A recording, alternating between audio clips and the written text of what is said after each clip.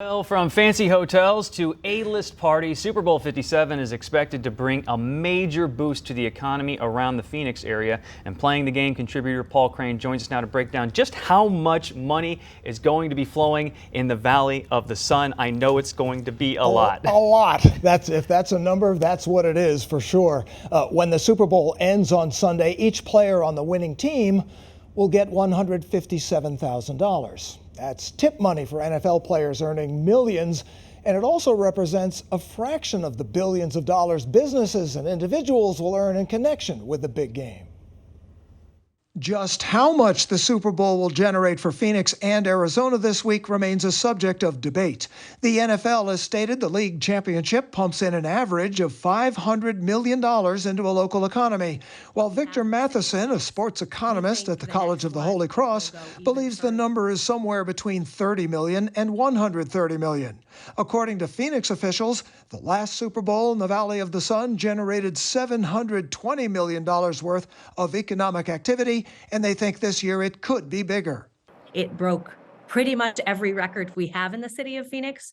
We think the next one will go even further. Fly, Eagles, fly on the road to victory. The Super Bowl brings tens of thousands of new visitors, many from Kansas City to root on the Chiefs and Philadelphia to cheer on the Eagles.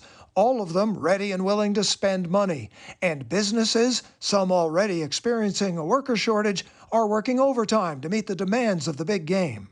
Probably 10 to 12 extra people that we've picked up. And when, some of them are coming from other locations. And we even have a couple of our former team members that live out of state now, flying back to work for us for the week.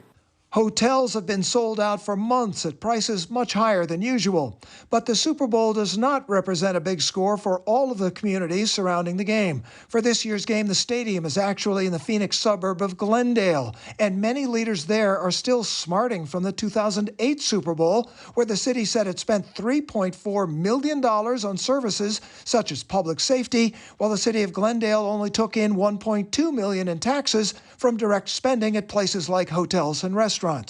Still, an estimated 150,000 visitors will be heading to the Valley of the Sun this week, and people there are ready to greet them.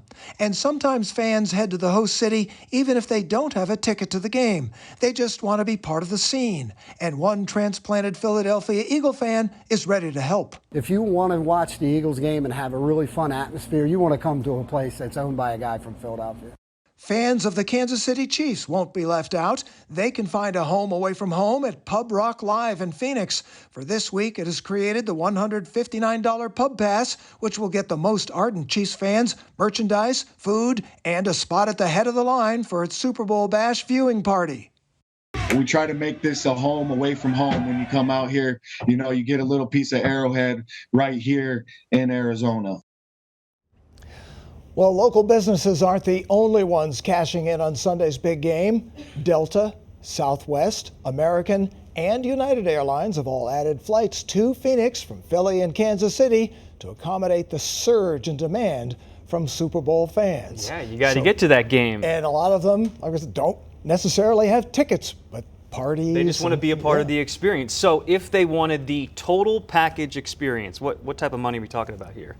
Well, to get in, if you didn't, obviously these fans wouldn't know their teams were in. You're talking about $5,000 at minimum in the third-party vendor market to get tickets. Probably a lot more than that. You want to get a package and a decent seat, you're talking of tens of thousands of dollars. That's before you start buying the $10 or $20 beers and things like that. Hot wings start adding up. Yeah, sure. And a lot of it's corporate parties. NFL sponsors are all there. Huge parties, big for that kind of thing. And then, of course, a lot of little parties for fans. That's from the fan perspective. What about advertising perspective? We know those 30-second spots. There's a lot of money at stake. What's it looking like this time around? This year, 30-second spot on TV, $7 million. That's up from $6.5 million a year ago. So you can do the math. Every time they take a 3-minute commercial break, that's $42 million every commercial break. And the inventory is sold out for Sold these? out. There must be some think of marketing the eyeballs research. that are on there. Exactly, I know. It's absolutely the biggest television event in the United States every year. And it has been one of the biggest in the world. So you'll have over 1 billion viewers around the world, just shy of FIFA World Cup soccer. But in the United States, it's absolutely far and away the biggest one. You could make an argument that it's America's pastime at this point, right? Oh yeah, sure. It's probably. There's discussion about making it a national holiday the Monday after. Wow. To Make it recover. happen. I would say, don't do that. I'm for any days off. That means kickoff will get later. Don't take it any later. I endorse this. Playing the Game contributor Paul Crane, thank you so much. Stay here on Scripps News. More Morning Rush right after this.